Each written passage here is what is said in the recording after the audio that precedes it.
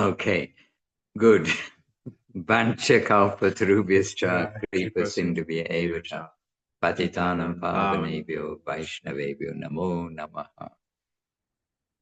Vandeham Shri Guru Shri Yuta Padakamalang Shri Gurun Vaishnavanscha Shri Rupam Sagrajatam Sahagana Raghunathan Pitam Tang Sajiva Sarvetam Savadutam Parijana Sahitam Krishna Chaitanya Devam Shri Radha Krishna Padam Sahagana Lalita Shri Vishakam Vitanscha Om Jnana Timirandasya Yananjana Shalakaya Chakshuranmilitam Jena Tasmai Shri Gurave Namaha. Namo Mahavaranyaya Krishna Prema Pradayate Krishnaya Krishna Chaitanya Namne Goratvise Namaha. So first question, I do have a question. Can somebody say Varupari? Can you tell us, are we clear? Is our picture clear? And more important, is our audio clear? Yes, Audio is Gurudev. clear. Okay, Yes, and Maheshwari. Dandavat pranams. All right, Dandavat. We have some unusual looking pictures here. I don't know why, but anyway, as long as you can see us, we're fine. Well, hear us, that's the main thing. So super Yes, to we see can. you. Super to see you all. And Vrindavaneshwari Devidasi, we are just nearby. We're in the rainforest.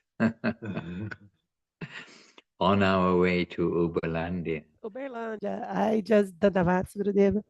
I came to Uberlandia this morning. Brazil this morning, Uberlandia about the noon.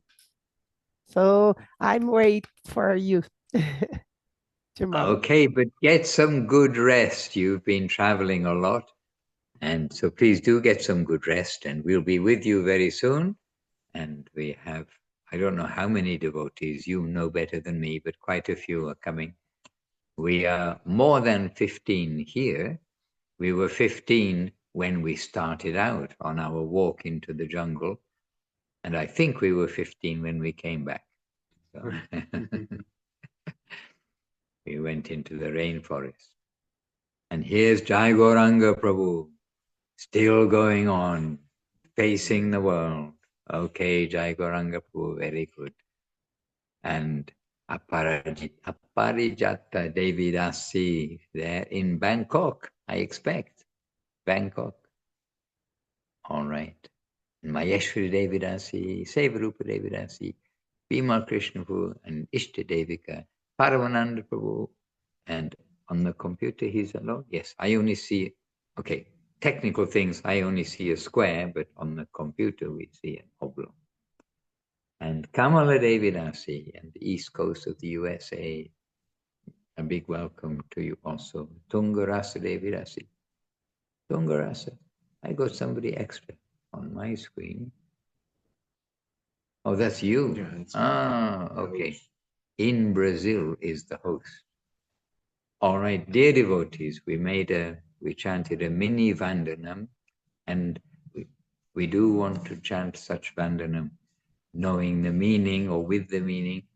And we know we can be a little mechanical sometimes, but still something is better than nothing.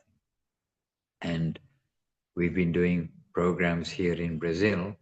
And yesterday, just to let you know, yesterday evening, we were expecting to do a full evening program, as in Chaitanya Saraswat Mat, but we had the surprise visitor of Alex. I don't know if Vrindavaneshwari knows of him. He's an astrologer.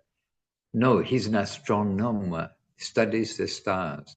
And he actually works for, I mean, whatever it is, governmental organizations, the university. University, and they have these amazing projects of research into the universe.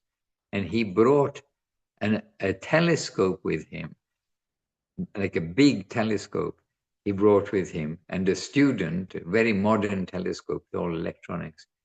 And he did this for us. It was his like offering, because we we held a program. He was a host to a program last time we were in Brazil, in his home, and he liked the devotees very much. So it was his kind of offering to us. So we couldn't not, say, okay, yes, you come all this way. Because he did. He came all the way to show us the stars in the sky through his telescope. So yesterday evening in Campos De Jordao, then we were watching through the telescope. And I have to say, I mean, it is quite impressive what the difference, what we see with our eye in the night sky and what the telescope sees. Because, well, first of all, we're in the southern hemisphere here in Brazil, where we are in the tropics. We actually crossed the Tropic of Capricorn to come from Sao Paulo to Campos de Jordao. And then, so we see the southern hemisphere night sky, which is different than the northern hemisphere. And there is the Southern Cross, and for Brindavaneshri. And I don't know if Jai Gauranga Prabhu is back in Australia. You're in Australia? Yes. Okay, so you can see the Southern Cross. So the top two stars, like diagonal in the Southern Cross, if you go a little to the left, you can see that between them and to the left, there's very faint, you have to look away a little bit so you can see it. There's a very faint, it looks like a star. But he focused on this with his telescope. And there were, how many did he say? 500 stars. I don't know what it was, but it was a whole cluster of stars, and it was quite amazing and very humbling to see, what is out there in the universe and where we are here on little planet Earth by, as they think, little sun, measuring things by the standard of the sun. So we're on this little planet Earth, and we are then these little living entities on the little planet Earth. So it's quite humbling to see some perspective. But the point I was making about this was, so our evening was actually taken up. We did the arati and everything. And then immediately after arati, the sky is completely black here. And so it was very suitable for his telescope. So he was showing us from that time. He just set it up. And so we weren't able to do our regular evening program of Vandeham Shri Guru and then the chanting of all the songs. And we finished with the telescope a little late. But it was interesting, and the man is a gentleman, and he was, we took prasadam together also afterwards when everything was finished. And he's not absolutely closed to the idea of the personality of Godhead, but he has the penny is not yet dropped, but he's so brilliant. He's a very brilliant person. And as Bhaktivinoda Thakur said, how can it not be that the intelligentsia of the world will come to appreciate Mahaprabhu's message? So if he's not receiving it, the failure is in us that we've not been able to quite get the message over. Because he says yes to a certain point, then he's left thinking. And anyway, the point I was making about all this was, still at the end of this, we did a program. The devotee said, so what are we going to do now? And I said, well, let's always do some program, even if it is short. And so we did. We did the mini Vandanam. We chanted maybe 2 songs, 2 kirtans or something, but continuously. And we discussed a little bit happily, and then ended with 4 verses of Hari Haraya Nama Krishna. And it was just very short, but we all kind of said, yes, even 20 minutes. 20 minutes, some small program. I don't even know if it's 15 minutes, 20 minutes. Something is better than nothing. And it is our nourishment. So just this point I wanted to make, that even when we're doing other things, something is better than nothing. So wherever we are, and then my point was, at home, because 98% of devotees, they live at home, or 99.9% of devotees live at home, live in their flats. They don't live in an ashram. It's not easy to live in an ashram. Is it, Jai Gauranga Prabhu? What do you think? Not easy. Okay. It's not easy to live in an ashram. It is possible. I mean, it is, you can say, easy for a short visit when you know you're going to go back to another world. And it is understood that there's going to be a flow of devotees through an ashram. But it is the setting up for our life, preparing our life. So wherever we are, we will be as in Sri Chaitanya Saraswat for us. I mean, this is the home of our heart and everything. But wherever it is, we're going to be on our journey home. And really, the mood of the mat is so sweet. The mood of the mat of Gurudev and Guru Maharaj's time is so sweet. And that should live with us all in our homes, in our flats, wherever it may be. And today we did a walk, we did a 3-hour walk in the rainforest with a very good guide, Gauranath Raj Prabhu, showing us all sorts of things. We would absolutely miss so many details and intricacies in the way nature works in the rainforest. We would miss so much if it weren't for him today. And he's an enthusiast. And his work is in the jungle, is looking after the trees, looking after this, looking after that. And so he knows a lot. And we saw these, he picked up these tiny yellow frogs, which apparently are only here, they're nowhere else in the world, only this area of the rainforest. But quite, lots of amazing things. But for 3 hours, we were walking and talking and jumping across rivers and doing all sorts of things in the jungle. And then where we came to, so he organized it as a bit of a circuit. We came to a log cabin on the side of the hill, in the clearing on the side of the hill. And we did there it was getting dark. I was hoping he did know where we were, because we're in the jungle and it's getting dark. And we came to the log cabin. He was a very good leader. And we did our evening program in that log cabin. And we had the temple domes. We have the photograph that's in the songbook of the temple domes, actually the color songbook, the 7th one. And we had somebody brought up the pictures, framed pictures of Guru Maharaj and of Gurudev, and Guru Maharaj and Gurudev together. And we just put those on one side, one corner, respectfully. They did incense offering. And again, this evening, we chanted, more Hare Krishna. Yes, chanted more Hare Krishna this evening. We had longer, we weren't so short.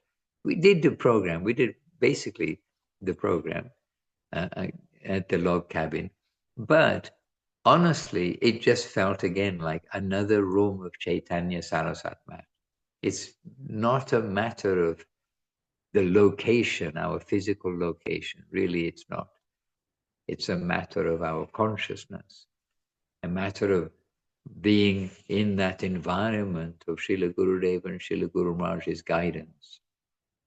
So here we are, we're from all over the world here on the Zoom, and not to think that, I'm not in Chaitanya, I'm not in India, and not in this place, not in that place. To go to India today, you have big difficulty to actually capture what we know as the life of Chaitanya Saraswat Mat. We know, we understand what's happening.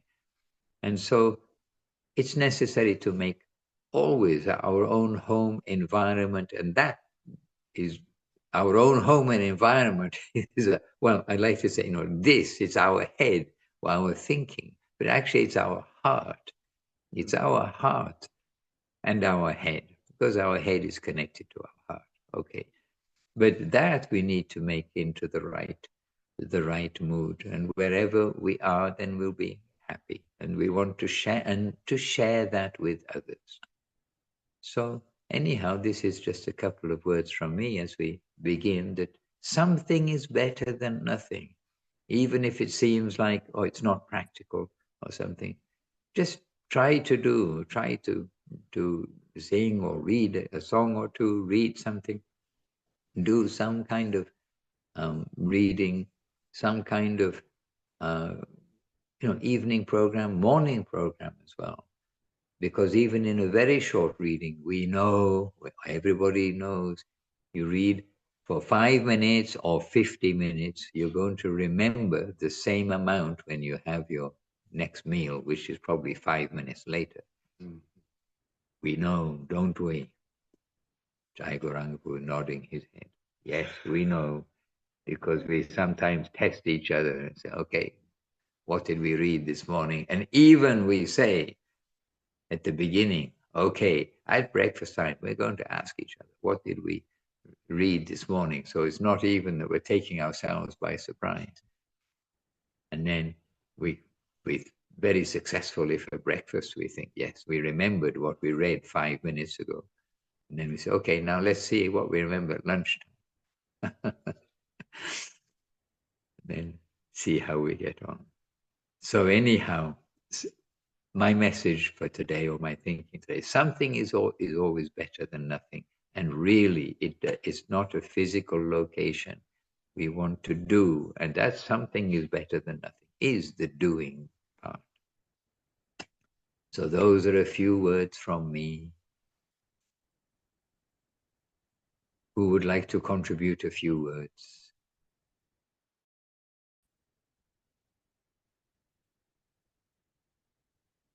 Nobody? No hands? Any hands on your computer?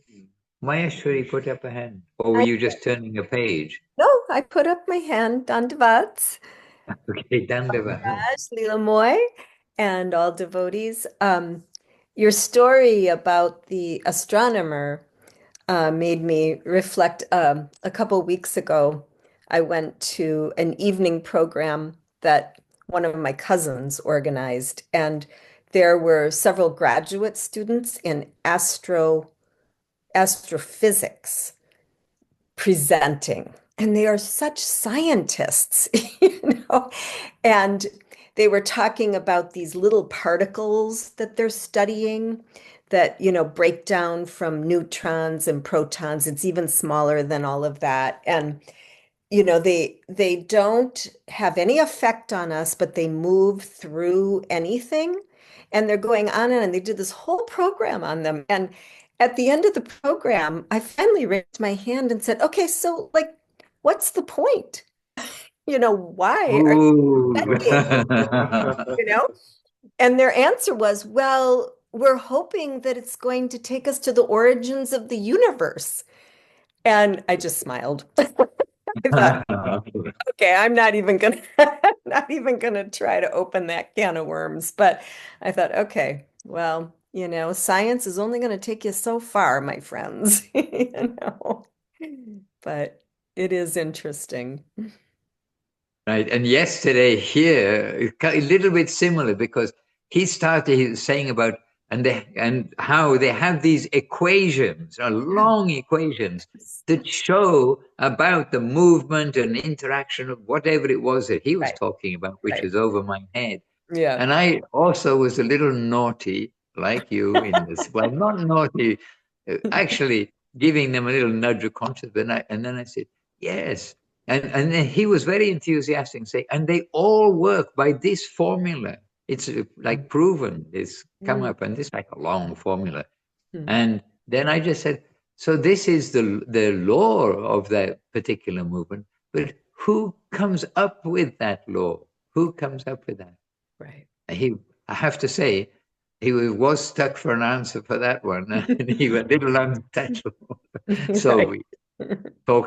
we talked about something else to help it along. Right. But he's very open, and really, it was his offering that was so sweet. Very He's sweet. an Yeah. astrologer, and he's thinking, yes, so we show the devotees. And I have to say, I mean, it's an eye opener in one sense, No, you open your eye. And honestly, that little hardly visible looks like a star to us. Mhm. And what it shows on the camera, on the telescope, Yeah. so much inside. Amazing. And he Amazing. took a photograph with his phone onto the there. He took a photograph on his phone to the lens, Mhm. and then he showed me on his phone. And actually, it's easier to see on the phone. And when you see it on the phone, he said, "This I just took with my phone. You saw I took with the phone just now." And he said, "This 40 years ago would have been impossible." Yeah. Yeah. So this speed of how things develop. But they're discovering all of this. But like you pointed out, your astrophysics friend, what's the point? And we really tried to get him to see. And the thing is, this gentleman, he does see for a Mhm. moment and then kind of goes into the science world again. Mhm. And another thing was that, I mean, according to them, according to those scientists, they are saying that the stars, they form from the cloud combination of whatever it is, the cloud. So, and then I said to him, so yes, so you see that the, the strong matter, the heavy matter is coming from the finer matter. The gas is coming like that. And then I tried, and then I explained to him about the fifth canto, I think, of Srimad Bhagavatam, which explains the creation. Oh.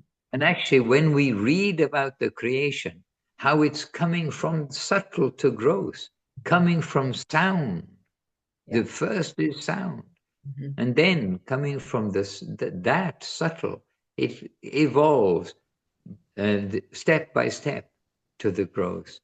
And when you read it, that description from Srimad Bhagavatam, it is satisfying to the heart. It all makes sense when there is the supreme personality of Godhead. From him everything is coming, and this is how he arranges. And even then it's through an expansion of himself. It's not, he doesn't sit there and do all this while playing with the cowherd boys. You know, he's playing with the cars, having his picnic, but he's delegated another part of him to do that.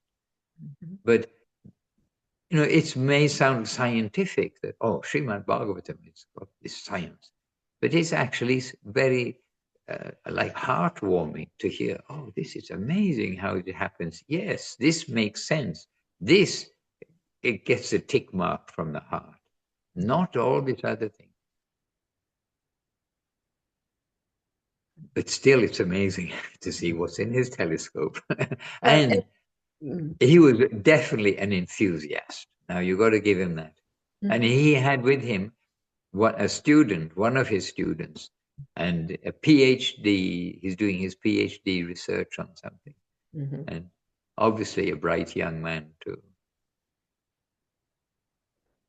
Well, I think also the experience of looking in a telescope like that and seeing the expanse of the universe kind of played out before us takes us into an expanded consciousness, which, I mean, that used properly can be inspiring to continue. And the fact that this gentleman has chosen to come and kind of be in your presence and around devotees means there's something there that he's, you know, attracted to.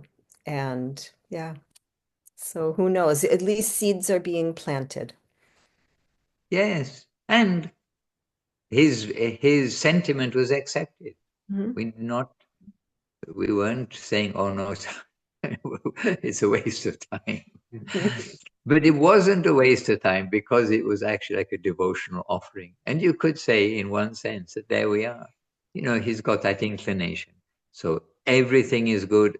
And I know Gurudev would have given him the time of day also and would have been happy. And he was a gentleman, I have to say.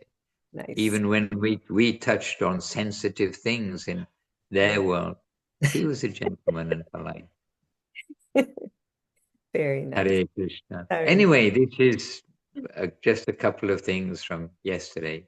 But my first actual reason bringing it up was so we didn't have the time to do what we would normally do when we are on the few occasions when we're gathered with so many devotees. But still, something was better than nothing, and I think everybody was nourished. And by the way, this morning, chanting Gayatri and Japa outside, because it's so beautiful in Campos De Jordao and facing where the sun is going to rise. And I must admit, I had a different impression of the sky after seeing it through the telescope. So there we are.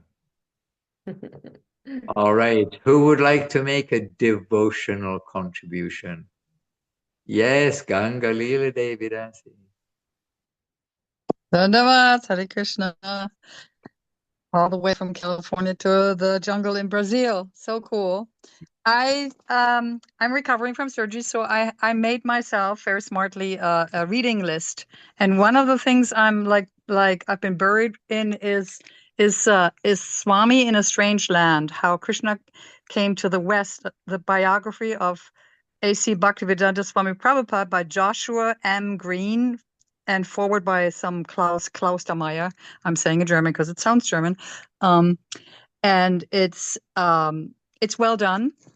And I'm so moved. There were so many stories. We all know the Jaladuta, the old age, and there's so much I heard so many times, informational. But I've been reading about the years where Prabhupada was at the, he took sannyas and he was at the Radha Damodar temple where, and I remember I was also visiting, paying obeisances to his rooms there. But when he left, so what I'm taking so far from the book is the emotion, and I never connected like that before with Srila Prabhupada, is how when he was stricken with poverty for many years.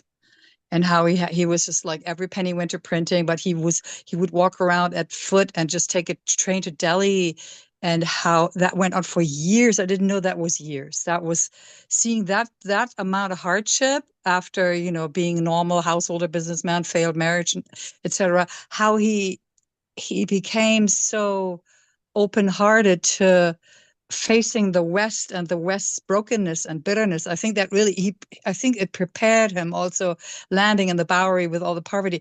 I started to see why could he be saintly about it, because he had like an absolute real life experience for years before he came. And I was also really moved how he was seeking blessing from everyone before he left.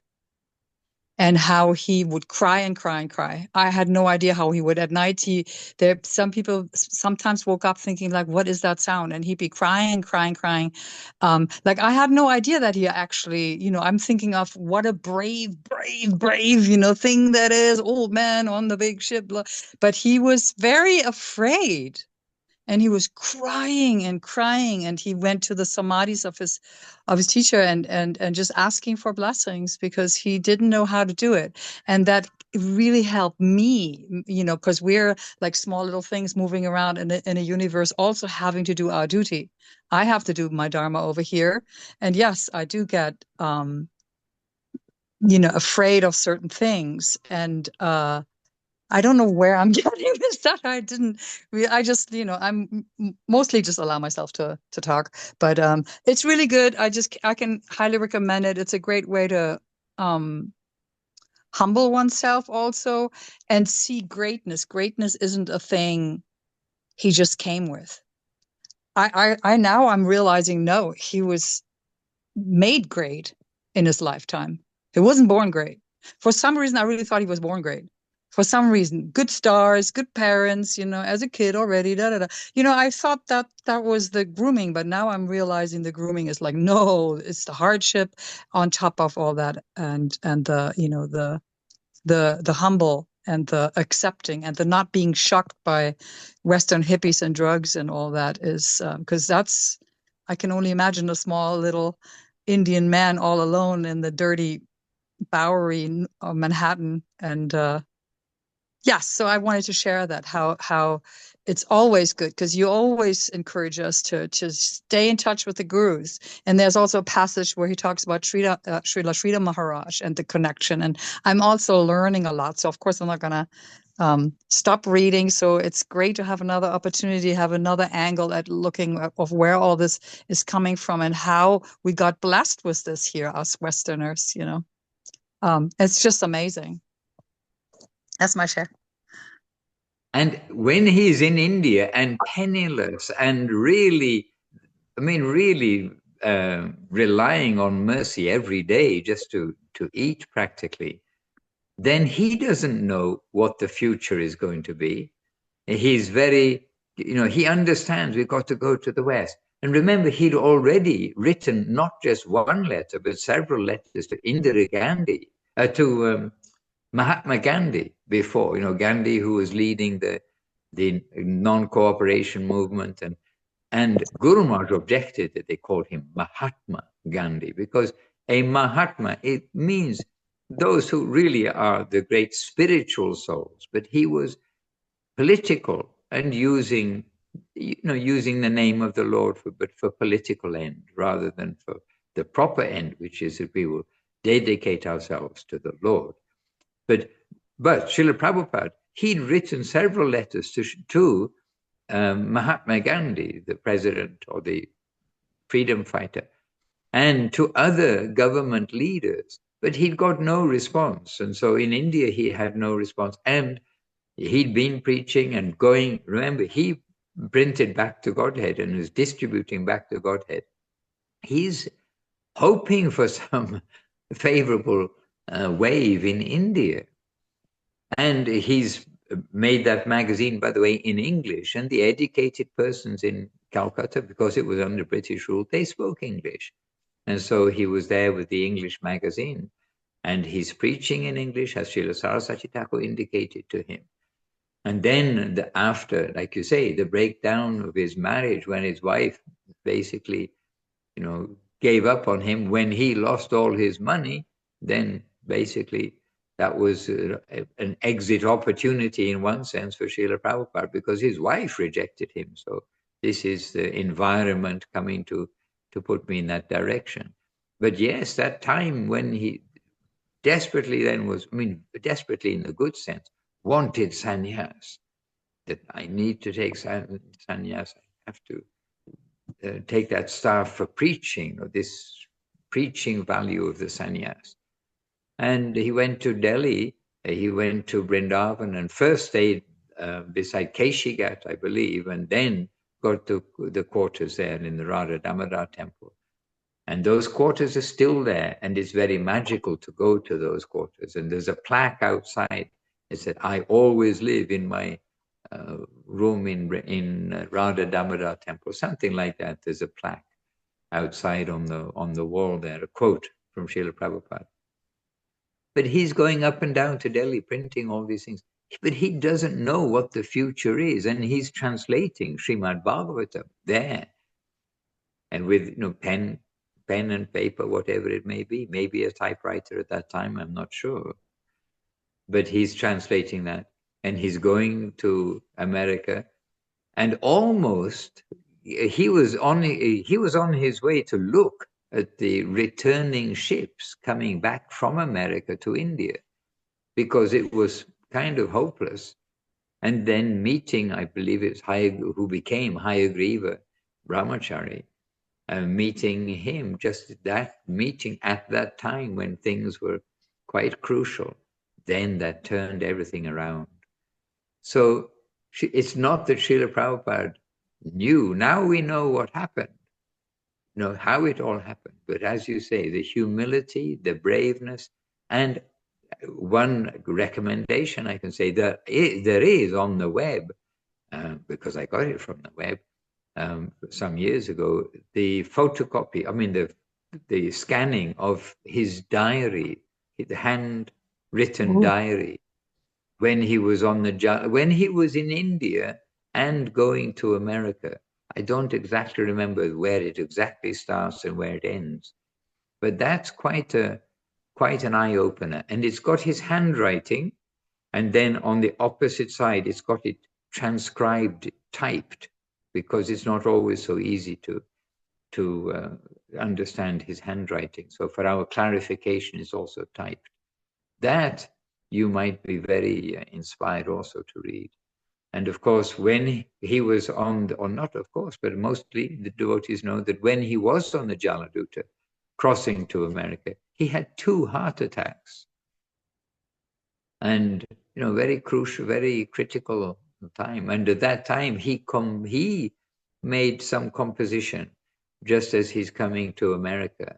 And Paramananda Prabhu is with us, hopefully. Yes, still he's with us. Is Paramananda there?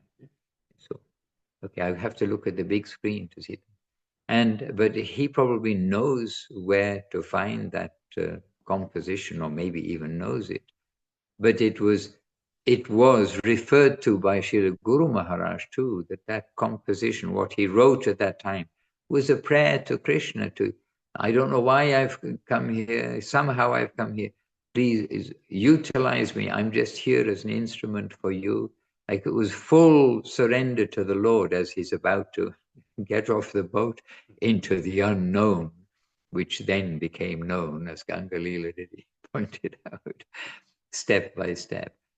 And so this surrender to the Lord, and then the Lord, how he has his way of doing everything. It's amazing.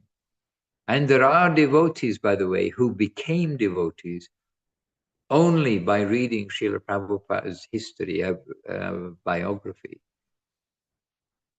The biography that I know, the one devotee in St. Petersburg in Russia, the one lady, she said, after reading the Prabhupada Leelamrita by Satsarup Maharaj, then just that one book, she said, if somebody leads their life like this with such conviction, there must be something there. And then she came to the temple and became a devotee by that one book. Hare Krishna, yes. Paramananda Prabhu, please help us out with that poem, composition. We all know the make me dance, make me dance, make me dance part in the end.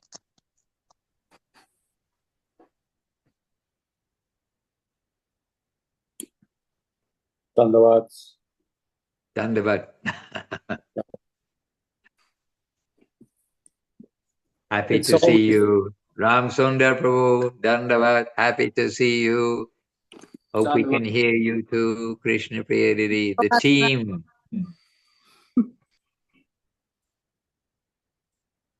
I mean, we consider everybody to be the team, just on a short leave. I mean, at some point, everybody have to come here and rejoin the team again.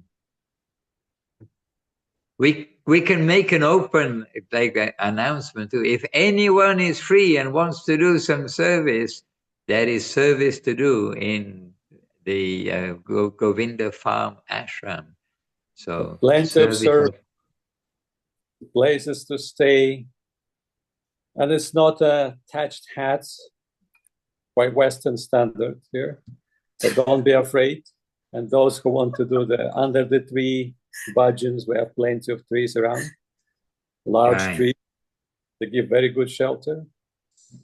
They give bark, they give leaves, they give flowers, they give shade. So everything is supplied. Big swimming pool, big pond. Hare Krishna. Okay. But I could also put up an advertisement for other places who are also can give some similar statement. So we give priority. You are not going to do that. Okay, I'm not going to do that. Even in Galoka Vrindavan, there is a heart competition for the heart of Krishna. So you're prohibited to make any other announcements. At least in front of me. That's what I was thinking. Anyway, it was always wonderful to hear about the pastimes of Lord's devotees. It's perhaps one of the most inspiring parts that we are encountering on our path and our daily studies and our readings and our satsangam. We're always inspired by the examples of others. And definitely Srila Prabhupada is very near to us. It just happened, literally. And most of us, we were born in that period of time. So it's very close, and we can relate to that easy. And there's always a reason. You may read so many different stories about different Vaishnavas from the past and present. And most of them, if not all of them, they're going through some kind of external, what we perceive, hardships or suffering, or things are not being so smooth for them. And it is a will of the Lord. Even Mahaprabhu Parshads, if you read carefully, Chaitanya Bhagavat and Chaitanya Charitamrita, how many hardships they went through, how many difficulties they faced, all sorts of difficulties that seemingly very mundane. So when we study that, when we hear about it, when we read that, we have to do it in a proper state of consciousness. It's very important. Otherwise, we may and we will commit a Vaishnava Aparad. And that will be an offense of, rather, sorry for me to spoil the fun, but really it's an important thing to remember. Those leelas, they're called aprakrita lila.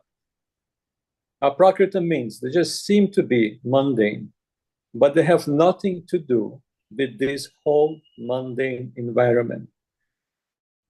Zero to do with that. But by the will of the Lord, like Prabhupada pointed out in that poem in the end, he is pulling the strings, and they're letting those strings to control them. Happily so. And their hearts filled with love and affection for the Lord. And whatever is going on around them is aprakrita. From our position, we can hardly understand. And we should not try not to judge, oh, this is why it's happened.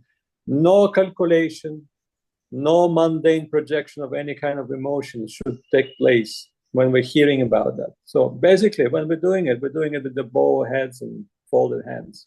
We're absorbing that. Hearing about their unique mood, unique pastimes, unique service.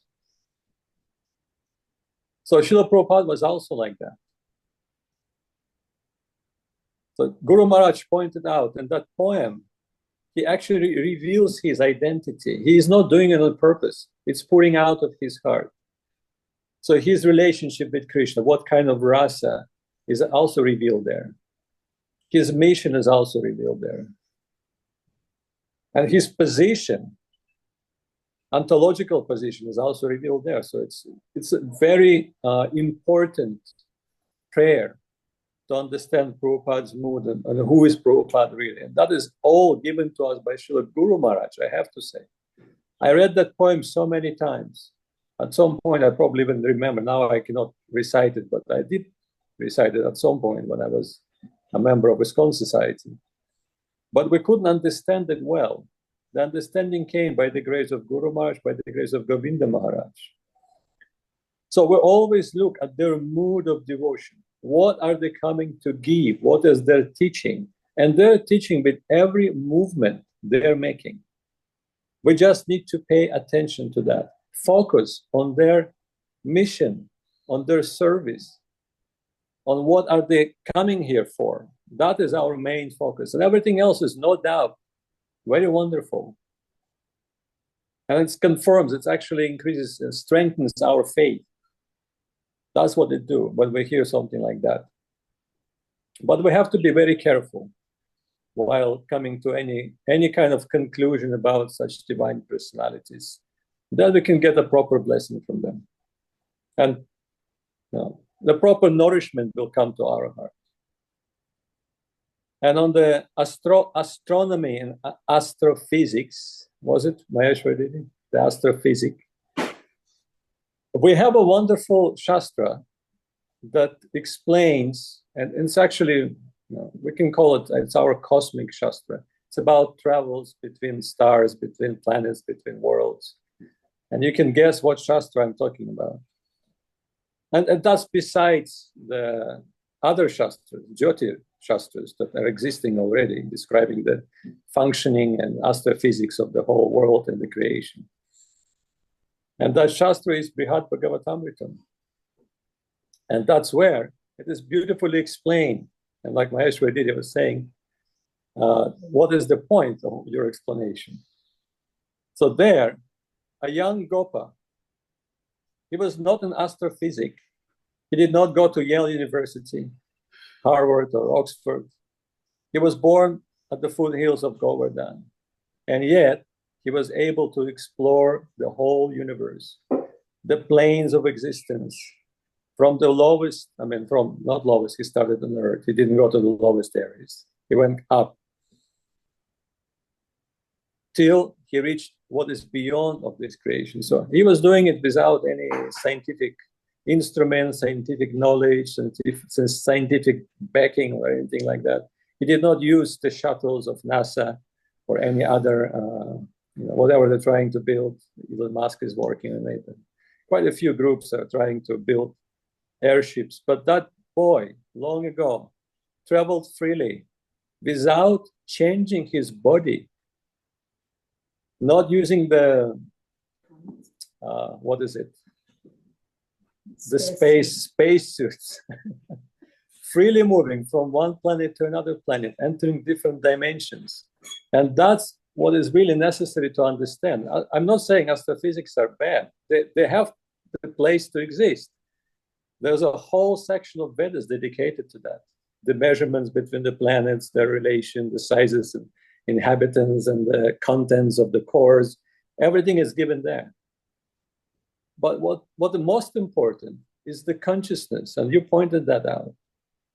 So the consciousness, the planes of consciousness, the evolution of consciousness, Guru Maharaj again, that is what is of utmost importance. And that can take us from one plane, from one planet to another planet, just like it happened with Gopakumar, the young cowherd boy. And I wish, and I think it's already happening. There are some studies of those people who study stars, who study different planets and universes. They already started moving in that direction. They're studying the consciousness, the planes of conscious existence. It's already happening. And again, why is it happening? By the grace of the sadhus, by the grace of the saintly personalities. It cannot go unnoticed. Any one of at least little subtle intelligence can pay attention to that and will pay attention to that.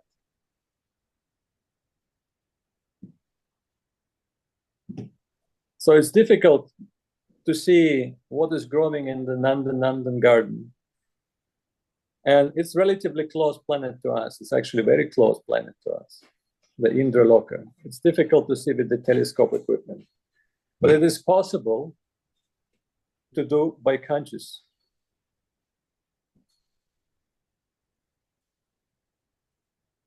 Again, a good proof that everything we need is already given to us. We just need to take it. We just need to recognize it or receive it. It's already given. It's already there. And Srila Prabhupada was the one who was smashing the so-called scientific theories. There are so many wonderful talks between him and the scientist. And then at some point he decided, I don't have a good opponent. I need an opponent who is a scientist and a devotee in the same time. And then he selected Bhakti Swarup Damodar Maharaj, who was his opponent. And during the walks, famous walks, Prabhupada sometimes challenged him, and he would call him the scientist. And then he will respond and come forward. And then he will challenge him with different questions. No, he will say, you say something, and then he will refute that argument. And there are beautiful discussions to also read about that subject. Anyhow, that's all I wanted to say.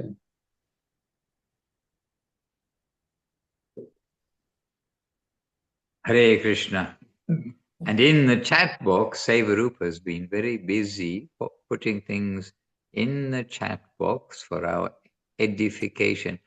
And these, and also Maheshwari Rishi's put a comment, the quantum physicists are opening to consciousness.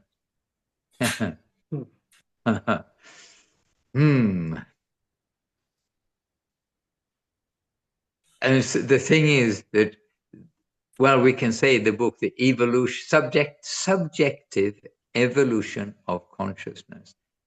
It really, Srila Guru Maharaj, from every angle, just shows what is the necessity of all the, analyzing. That's one thing of the mundane things. But what is the importance? The important thing in nature is it is consciousness and not matter. Hare Krishna, but anyhow, yes. So Seva Rupa Devida. Yes, Paramanandru. Vimal Krishna Prabhu have a hand up. Oh, okay. Yes, so he does. A third hand. Some have a third eye. We got a third hand. And then Vrindavaneshwari will be next one. She put up a hand too. Okay. Okay, thanks for letting me know, because I'm using the not television screen. It's late at night. I'm in Brazil. At the phone screen, which is very small, I wasn't able to see. So Bimal Krishna Prabhu, kindly. Maharaj, I found this book. I don't know if this is what you were talking about, but it's the diary, the Jaladuta diary. I just Sevarupa Didi posted the poems on the chat, so I was just going to show you a quick picture, because they actually have, I don't know if you'll even be able to see it, but they have Srila Prabhupada's, his writing on there that of the poem. So I just wanted to share that, because everyone can read. It's kind of long to read, but it is in the chat as well. But I just thought that would be neat for everyone to see. Just if you're not, I don't even know if you can make it out, but yes. So there's on the some computer and side notes here. But yeah, this book has a lot of just pictures and just different things throughout the days, and like a calendar type. He would write little notes and things. Anyway, it's a neat book. I just wanted to share that. I was gonna share the verses, but they're posted in the chat. That'll be a lot easier for people. So anyway, my dandavat to you all. And you could see there, when Bimal Krishna was holding up the book, you could see there the typed version on the right, just so that it helps us to understand clearly the handwriting. But the question, yes, Paramanandru. Can we ask Bimal Krishna Prabhu what touched his heart the most after he read the diaries of Jaladuta?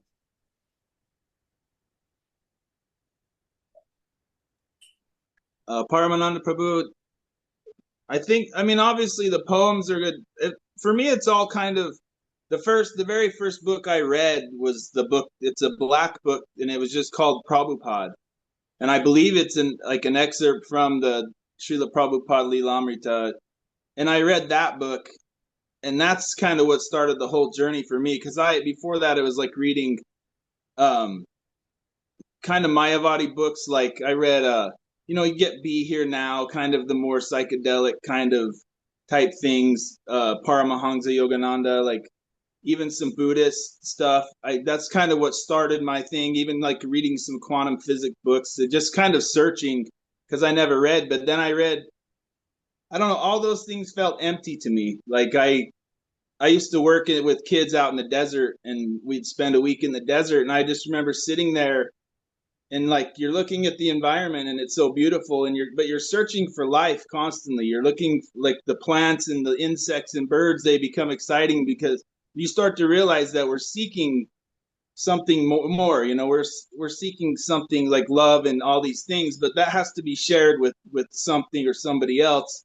But anyway, all that, it just felt empty to me. So reading Prabhupada, that's what really sparked to me. Just you could get there was a sense that how great he was as a devotee, and just how much he sacrificed and also how much he surrendered. And this book is just kind of that example of that. How, I mean, he had nothing ultimately, like material or whatever, but in his heart, I mean, he had a desire to serve his Gurudev. And for me, that was the example of, like, he sacrificed everything to serve his Gurudev, and preach. He wanted him to preach to the West, and that's what he wanted to do. Whether he died or not on the way, he was headed in the right direction. But ultimately, Krishna glorified Srila Prabhupada, and he gave him this glorification, at least for my own understanding. But so, I mean, the book for me, just he's just serving his Gurudev, I think, is the biggest thing, and just how surrendered and yeah, I mean, he sacrificed himself, and then he was like rewarded in a sense. I mean, that's where his glory is. That's what his glory was, is that he did all of those things for, not for his own self or his own recognition, but just because his Gurudev gave him an instruction. And I guess that's kind of what was profound to me in a long-winded answer. But so yeah, Srila Prabhupada ki jai. Jai. Vrindavaneshwari Devidasi, I heard you had your third hand up too. Yes, just to share that learning and everything that everybody tells tonight here is, I feel, resonating. Sorry, resonating with my feelings about this trip, because I was in Orlando, Florida, and everywhere there in those Disney parks, we find description, the most magical place in the world.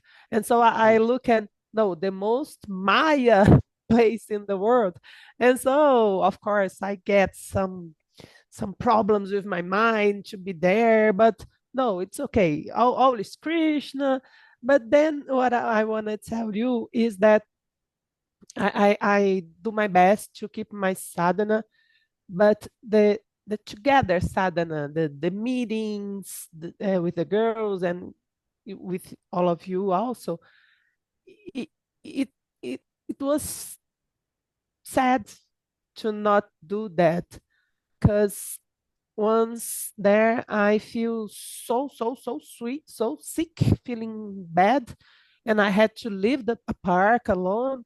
And during the Uber, I thought, I feel happy. I feel so happiness, because I thought, I'm gonna do my job in a silent place, more rounds, and I can see the videos from Gurudev.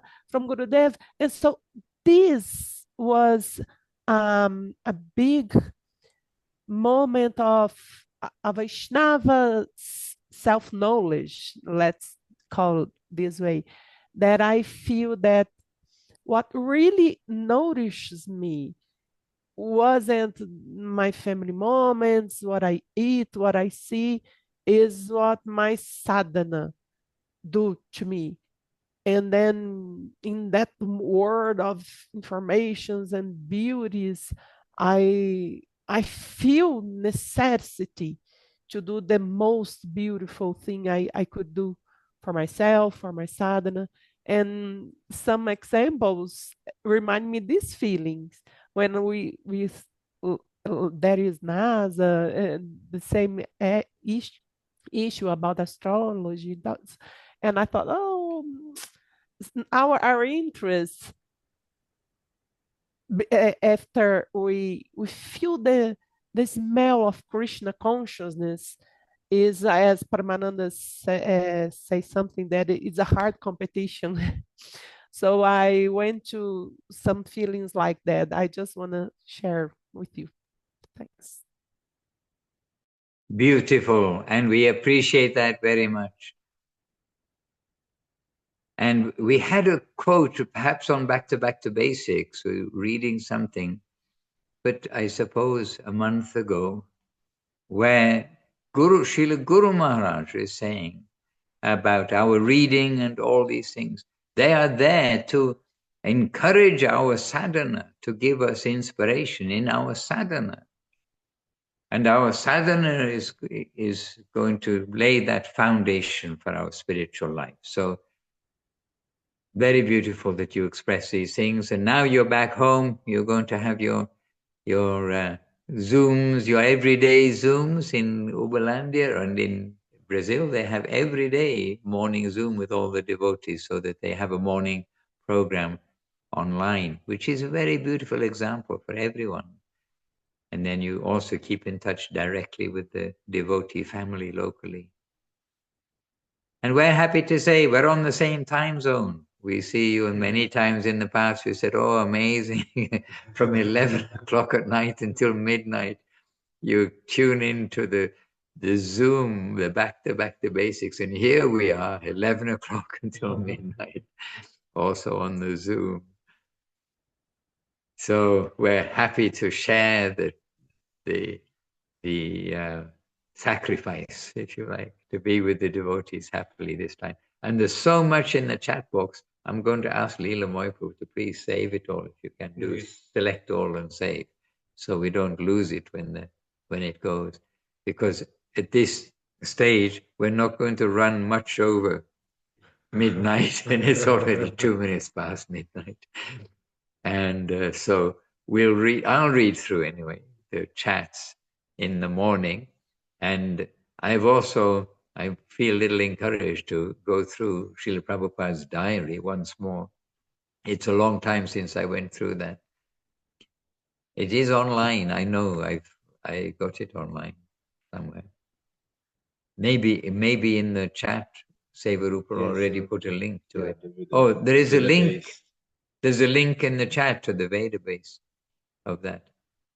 All right, so dear devotees, and Chaitanya Nitai Prabhu, so good to see you with us also, and Prema Sindhu Prabhu is with us, and Anutama Devidasi Dana, you know all our comments, Dana, and happy comments, you know that, and Indulay Kadiri, I hope you got my message.